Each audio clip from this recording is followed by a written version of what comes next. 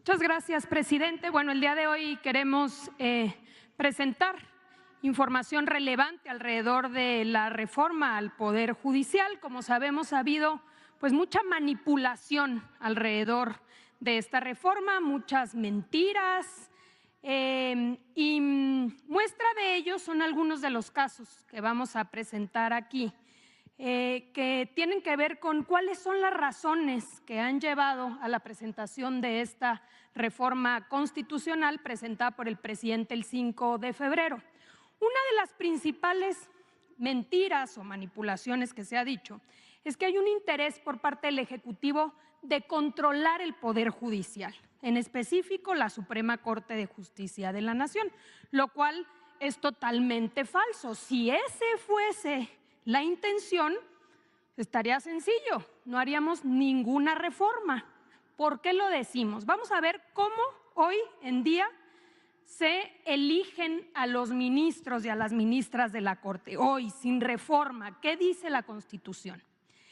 El presidente, en este caso la presidenta electa, tiene la posibilidad de presentarle una terna al Senado de la República. Así se eligen hoy a los ministros y a las ministras. El presidente presenta una terna. Estas tres personas las elige libremente la presidenta, simplemente con que sean abogados, tengan más de 35 años y tengan 10 años de experiencia. No es que tengan que tener una carrera judicial. Con esos tres requisitos, el presidente presenta una terna al Senado de la República. El Senado de la República, de esta terna, elige a uno por 2/3 partes y también lo puede rechazar. Supongamos que lo rechaza. Si lo rechaza, nuevamente el presidente puede presentar otra terna.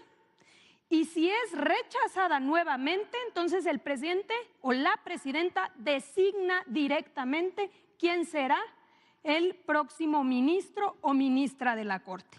Es decir, el presidente realmente tiene la posibilidad de designar de manera directa y en caso de rechazo o si se tienen las 2/3 partes del Senado, como es el caso, pues entonces se podría conformar una mayoría. Adelante. Aquí podemos ver cómo, en el caso de la presidenta electa, podría designar sin reforma a 4 ministros. El primero es Luis María Aguilar, que concluye su periodo en diciembre de 2024. Ahí la presidenta ya podría designar al primer ministro. Con eso ya tendría 4 ministros y suponemos que hoy 3 están, con una visión más progresista, sumando este 4.º ministro, ya se tendría por lo menos la posibilidad de evitar cualquier declaración de inconstitucionalidad de cualquier ley. Pero vamos más allá. En febrero del 26 sale Jorge Mario Pardo Rebolledo, se podría designar a otro ministro. Alfredo Gutiérrez Ortiz Mena sale en noviembre del 27 y Alberto Pérez Dayán sale en noviembre del 27. Esto quiere decir que a mitad del siguiente sexenio la presidenta tendría ya o podría tener la mayoría de los ministros de la Corte, 7 de 11. Si la intención fuese esa, pues simplemente no se haría ninguna reforma y se quedarían las cosas como están. Pero no es el caso. La reforma lo que está planteando es que sea la ciudadanía la que participe, el pueblo de México a través de un proceso democrático que pueda acudir a las urnas y pueda votar por quién considera son los mejores perfiles para ser ministros de la Corte, magistrados y jueces en su caso. Adelante. Por el otro lado, sabemos muy bien que la problemática no se concentra solamente en la Suprema Corte. La problemática y los vicios que hemos constatado en el Poder Judicial permean todo el sistema. Está en el caso de los jueces, de los magistrados y también en el caso de los ministros. Y hay varios casos que vamos a presentar el día de hoy. Aquí ponemos 3 En el caso de injerencia en asuntos electorales, no podemos perder de vista, por ejemplo, cómo en diciembre de 2023 la ministra Piña convoca a una cena privada, estamos hablando meses antes de la elección presidencial, convoca a una cena privada en casa de un ministro, de González Alcántara, al dirigente del PRI, Alejandro Moreno, al coordinador de campaña de la entonces candidata presidencial, Xóchitl Gálvez, a Santiago Krill, quien conocemos hoy no acudió, pero fue invitado, y a los magistrados electorales de la Sala Superior. Aquí recordar que la Corte no tiene posibilidades de involucrarse en temas electorales, le corresponde exclusivamente al Tribunal Electoral. Bueno, pues tenemos este antecedente que da cuenta de la injerencia en asuntos electorales. Otro caso relevante, recordemos que en julio del 24 un juez de distrito le ordena al Tribunal Electoral que designe a 2 magistrados para poder integrar el Tribunal Electoral. Totalmente indebido, nuevamente. Los jueces no tienen competencia en materia electoral, pero aún así este juez decide ordenarle al tribunal. ¿Qué sucede? Que el tribunal, por supuesto, rechaza por completo esta decisión y le dice: juez, tú no tienes ninguna competencia. Vale la pena señalar que esta decisión se da unos días antes de calificar la elección presidencial. Y finalmente, un tercer caso, muy reciente, apenas en agosto de este año, donde la ministra Piña admite un recurso presentado por el dirigente del PAN, Marco Cortés, para que la Corte pueda interpretar y definir los criterios de la asignación de plurinominales. Recordamos que hubo todo un ambiente respecto a la supuesta sobrerepresentación, nuevamente que le toca al Tribunal Electoral determinar. Aquí la ministra Piña decide darle entrada a que sea la Corte la que determine estos criterios. El ministro ponente dijo: no somos competentes, no puedo decidirlo. Adelante. Tenemos también constancia de los vicios que ha existido en los supuestos procedimientos de selección de jueces, los exámenes, que mucho se ha dicho ahora de los mejores perfiles llegan a ser jueces. No podemos desconocer en 2019, como muchos otros casos, los escándalos en venta de exámenes que han habido alrededor de estos casos. Aquí podemos constatar cómo incluso fueron destituidos los que estuvieron a cargo de la escuela judicial por haber vendido estos exámenes en 186,000 pesos. Pero también se puede acreditar cómo en estos concursos de oposición las impugnaciones son elevadísimas de aquellos que no quedan en los exámenes. ¿Por qué? Porque consideran que hay un alto nivel de influyentismo y de inequidad. Es decir, que en estos exámenes muchas veces quedan los cercanos a los ministros o los cercanos a los magistrados. Adelante. Adelante. También podemos ver el enorme entramado de familiares que participan en el Poder Judicial, el nepotismo. Aquí, en diciembre de 2022, el propio Consejo de la Judicatura, son datos del Consejo de la Judicatura, revela lo siguiente. La mitad del personal, el 49%, que equivale más o menos a 24,546 personas, tiene al menos un familiar en el Poder Judicial. El 85,4% de los magistrados y el 67% de los jueces tienen familiares en el Poder Judicial. Los magistrados tienen en promedio 4,7 familiares trabajando en el Poder Judicial. El 23,7% del personal del Poder Judicial tiene más de 4 familiares trabajando en la institución. La persona que acumula más familiares en el Poder Judicial tiene 26 parientes trabajando en la misma institución, incluyendo un magistrado, 13 secretarios, 2 actuarios y 10 oficiales. Esta información se obtiene del registro voluntario que realizan los trabajadores. Es decir, tú tienes que señalar, bajo protesta de decir verdad, quiénes son tus familiares. Pero hay que considerar, y como se sabe, muchas veces se declara aquellos que tienen tus mismos apellidos, pero no necesariamente aquellos parientes políticos.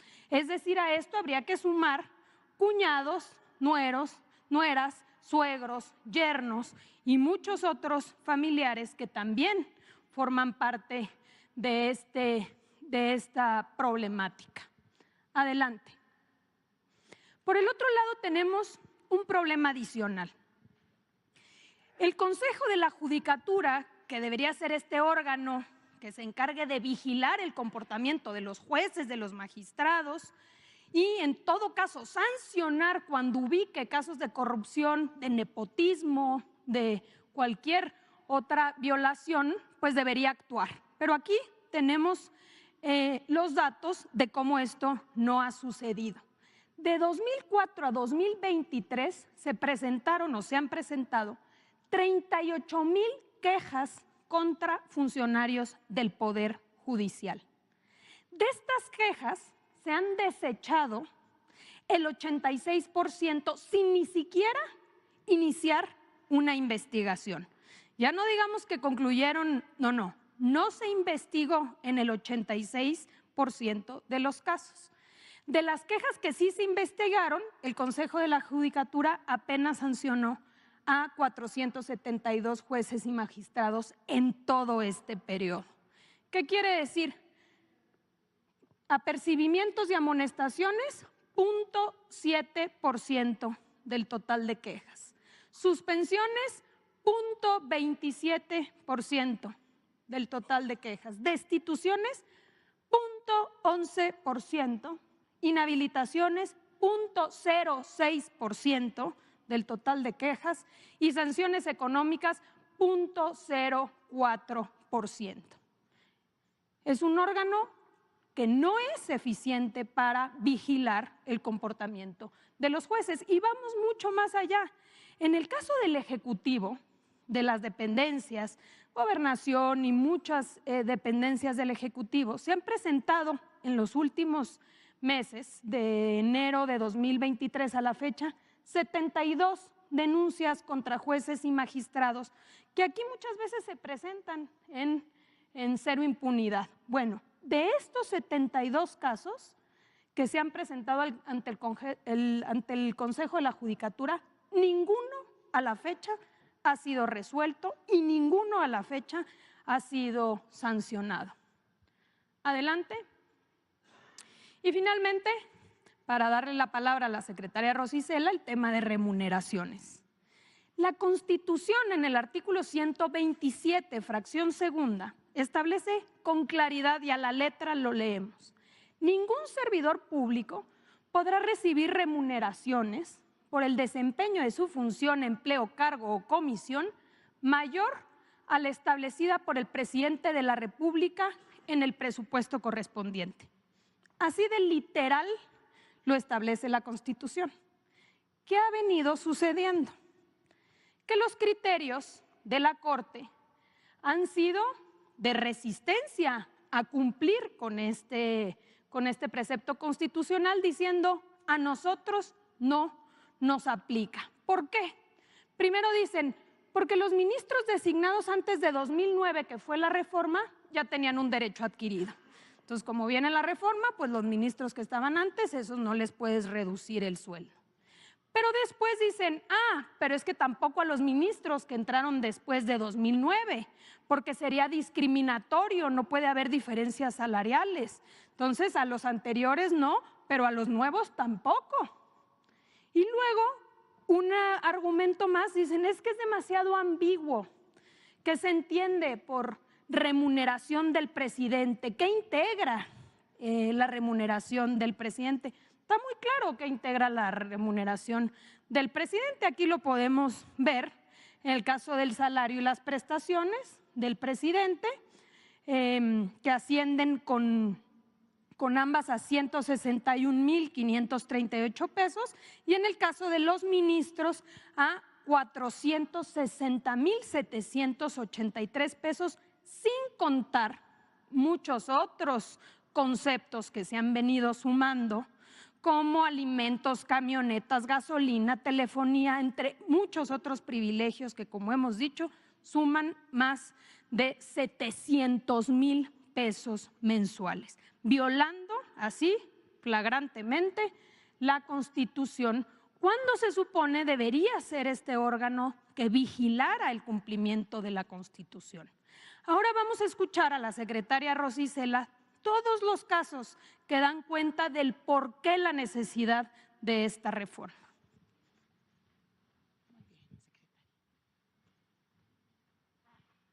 Con su permiso, señor presidente, buenos días a todas y a todos.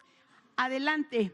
El día de hoy vamos a presentar algunos, solamente algunos, de los casos representativos de la falta de justicia o de impartición de justicia en algunos de estos casos. Casos que hace justicia lenta, los sabadazos, la parte de la imposición de sentencias que pasan años y años y la gente no recibe una sentencia. Entonces, aquí vamos con la primera. Rápidamente, estos son los casos de jueces que otorgaron libertad a delincuentes en fines de semana, viernes, sábado, domingo, sabadazo clásico. Adelante.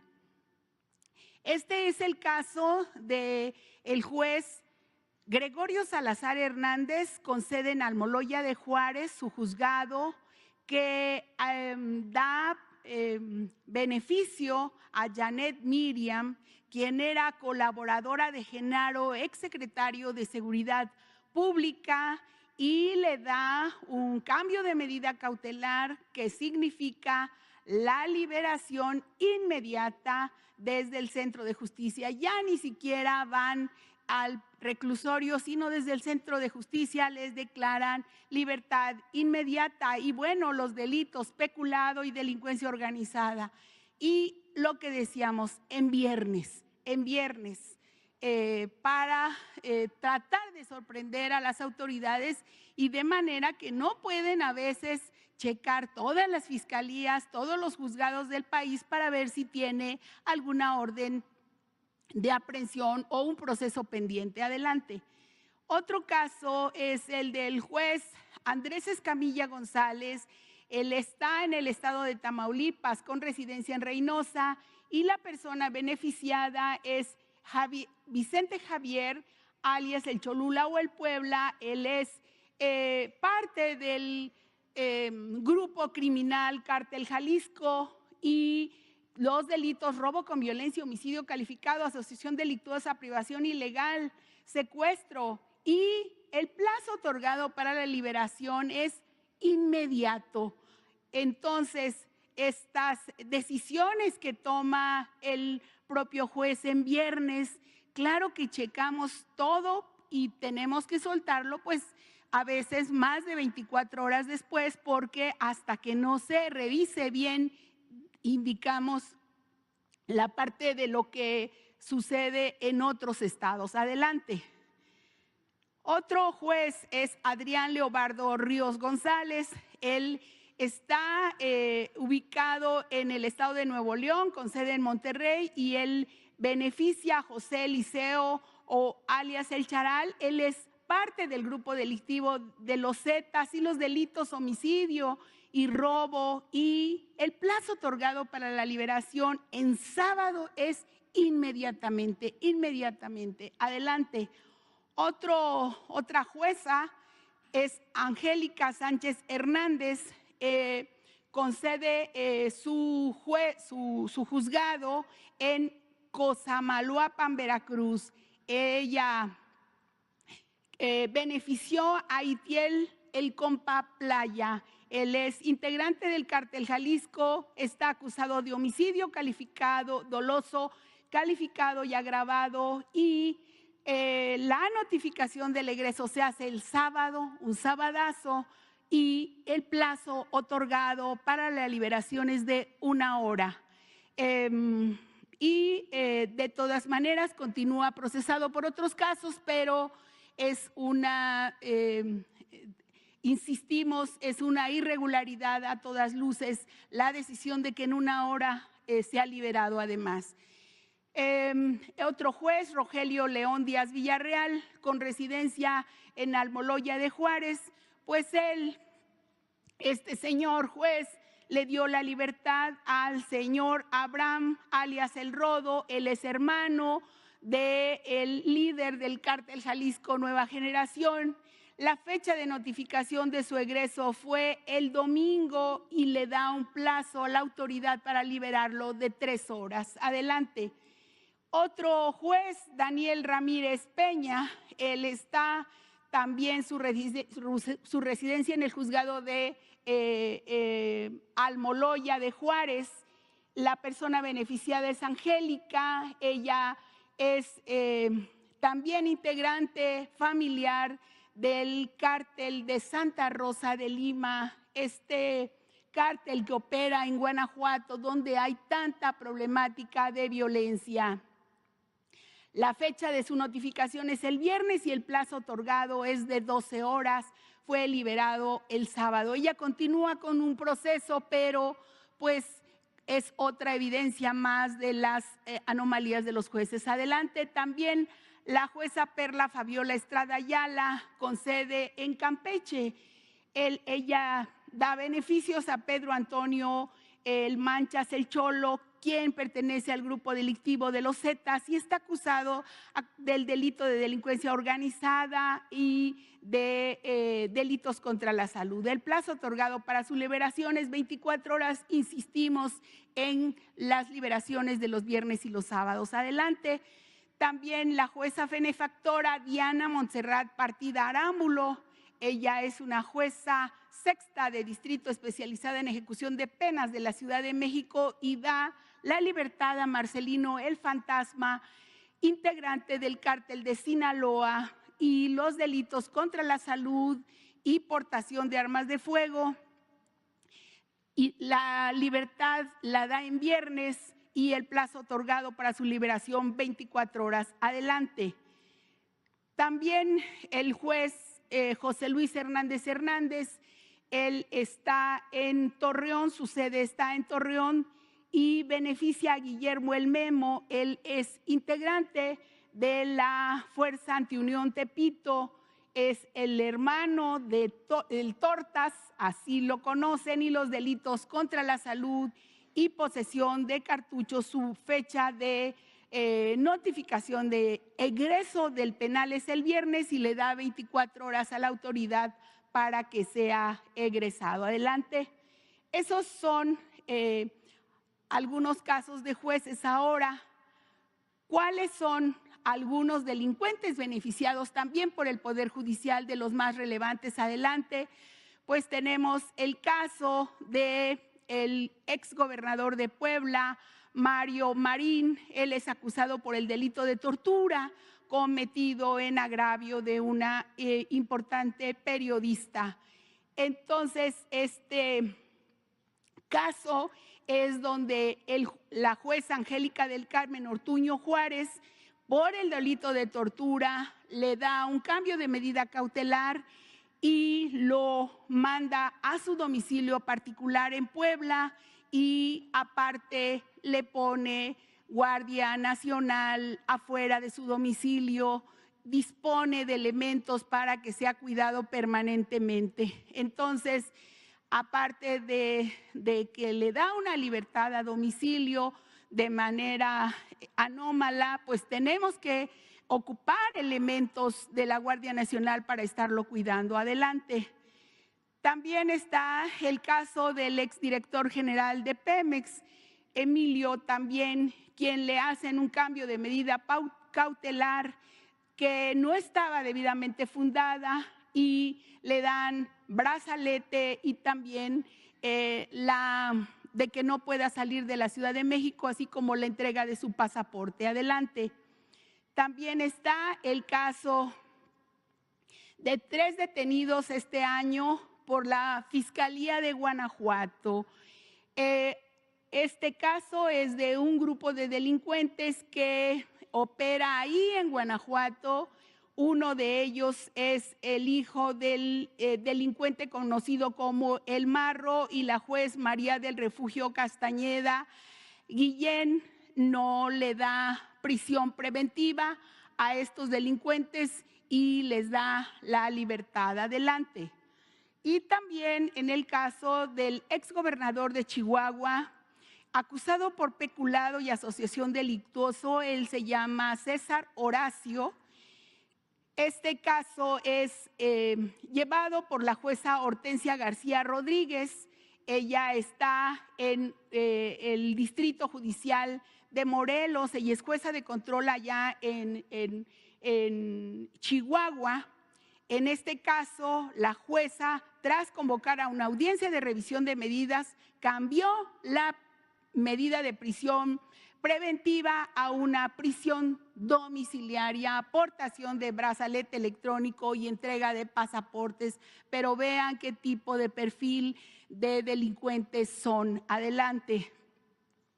También al delincuente Fernando Emanuel, alias El Panther, que opera en Guanajuato, el juez del Tribunal del Juzgado Único de Oralidad en materia penal con sede en Celaya, Guanajuato, Jorge Quirós Quintero, le da una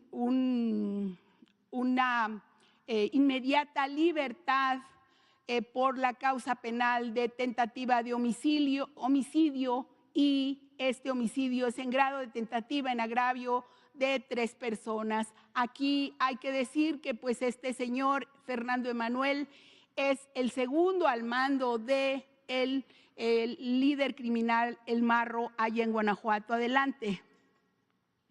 También está este otro caso en donde el ex procurador general de la República, el señor Jesús Murillo, que fue vinculado a proceso por delitos de desaparición forzada de personas y tortura, precisamente por el caso Ayotzinapa, le dieron el cambio de medida cautelar, y esta situación de concederle la prisión domiciliaria y se traduce precisamente en una situación que tiene que ver con los magistrados del primer tribunal colegiado en materia penal del primer circuito, quienes votaron a favor, Juan José Olvera y Horacio Armando Hernández, y en contra de esta decisión el juez Francisco Javier Saravia Asensio. Perdón, estos son magistrados del primer tribunal colegiado,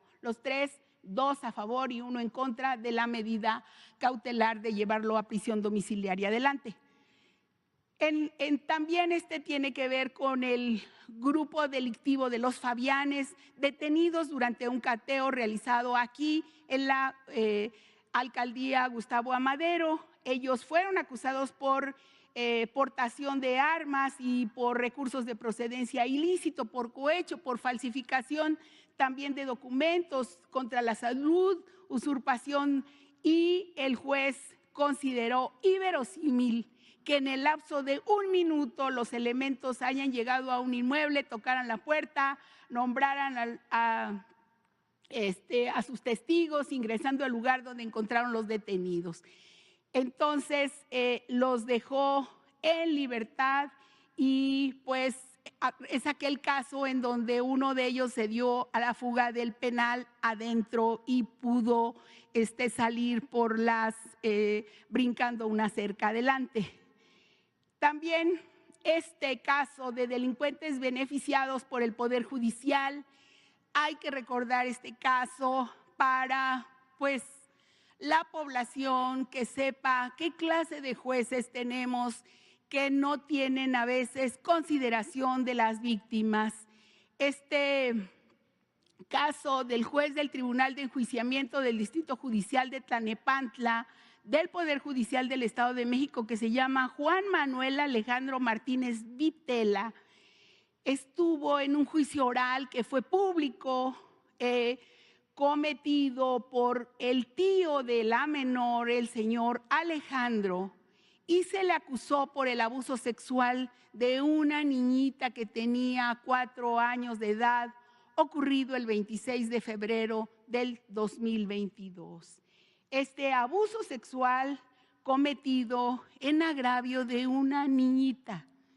Entonces, este juez dictó una sentencia absolutoria y libertad inmediata a favor de este delincuente, porque a su consideración faltaron pruebas. ¿Y cuál fue la prueba a la que, según este juez, faltó? El que la niña no dijera el tiempo ni la fecha exacta de la ocurrencia de estos lamentables hechos. Esto, a pesar de que los protocolos judiciales con perspectiva de infancia dicen que los menores no están obligados a referir lugar, día y hora debido a su edad, obviamente, para no ser revictimizados.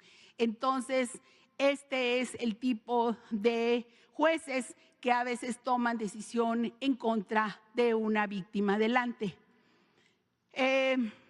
También está el caso de los magistrados del Tercer Tribunal Colegiado en materia penal del Sexto Circuito de Puebla, el magistrado Arturo Gamaliel, el magistrado Armando Mata y el magistrado José Luis Moya Flores. Esto es un amparo de revisión donde el tribunal colegiado otorgó amparo a Javier, presunto actor intelectual del feminicidio de Cecilia.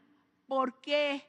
Porque le dio una negativa a dar un trámite a solicitud para continuar el proceso, y el juez, los tribunales dijeron sobreseimiento y le dieron la razón al juez de que ese caso debería ser sobreseído, debería ser acabado más bien.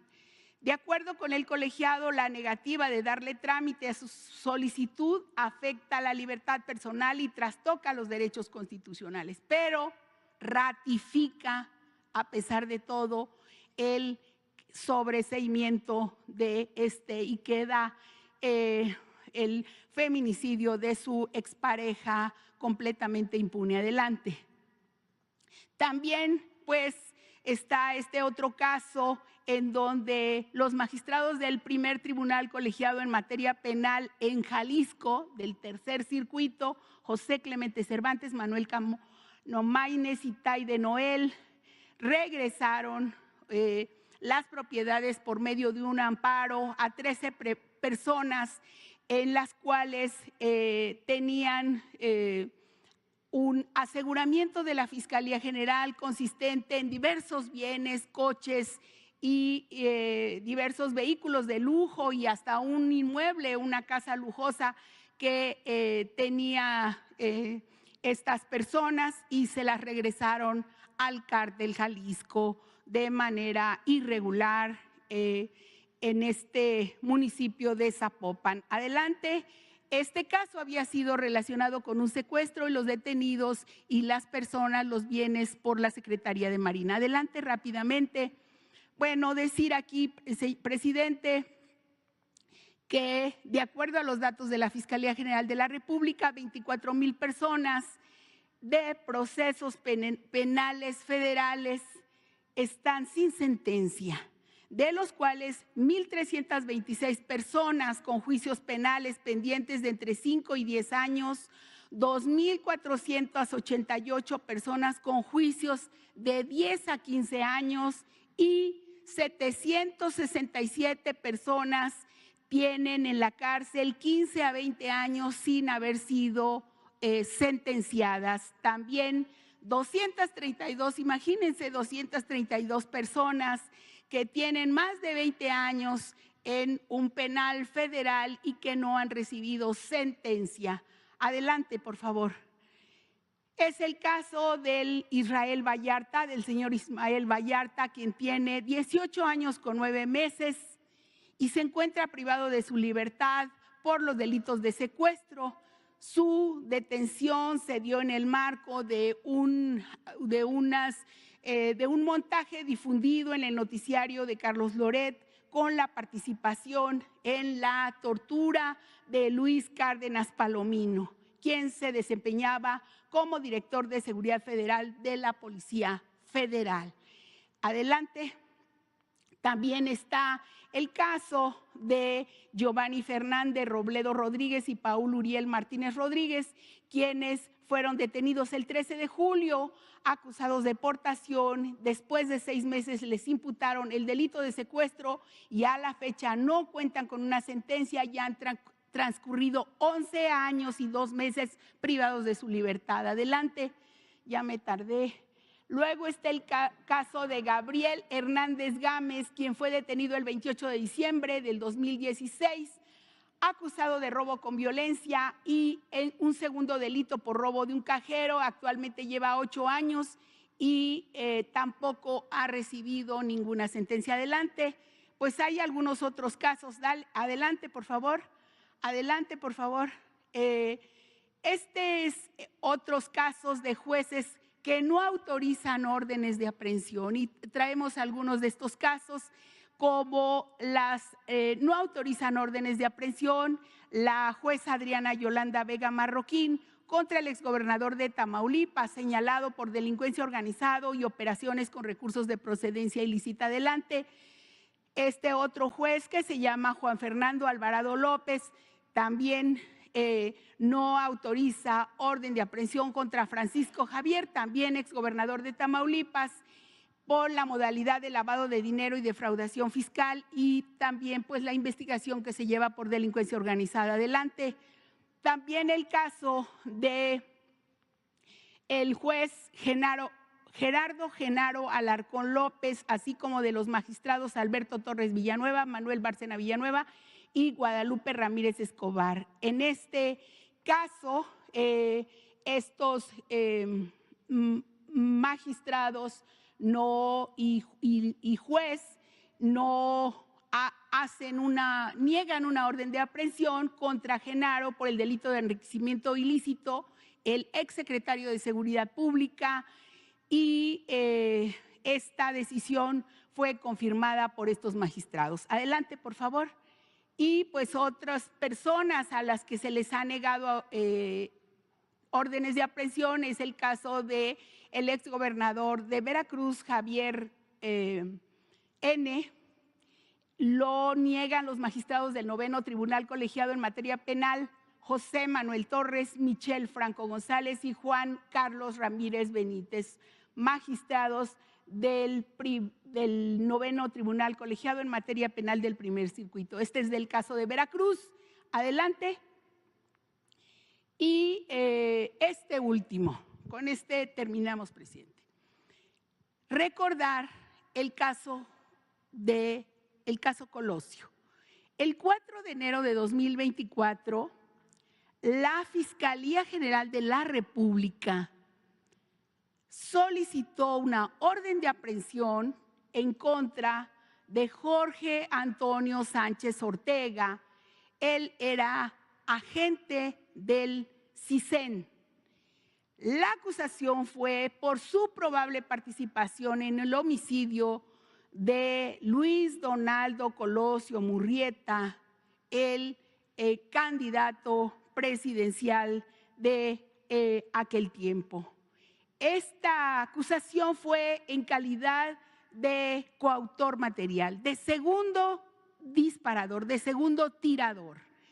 Esta acusación se hizo con base en 123 pruebas recabadas, de las cuales 50 de ellas son absolutamente contundentes para tener por demostrada su probable responsabilidad. Para el 5 de enero, o sea, un día después el juez quinto del Distrito de Procesos Penales Federales en el Estado de México, Jesús Alberto Chávez Hernández, negó la orden de aprehensión y no valoró las pruebas recabadas por la Fiscalía. Para el 8 de enero, la Fiscalía interpuso un recurso de apelación contra esta resolución de la negativa de la orden de aprehensión.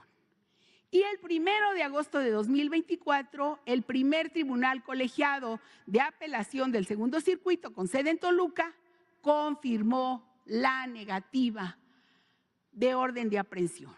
Por ello se destaca que la resolución fue basada en normatividad que no es aplicable para juzgar los hechos ocurridos en 1994. 2, que no se realizó un estudio integral de las pruebas que presentó el Ministerio Público. 3, el tribunal negó la solicitud de captura en contra de Sánchez Ortega porque obviamente no estudió ni fueron valoradas las pruebas del recurso de apelación interpuesto por la Fiscalía. El 2 de agosto, hay que decirlo, el periódico Reforma publicó la resolución del mencionado tribunal, aunque el Ministerio Público no había sido informado del caso. Eso sería, presidente.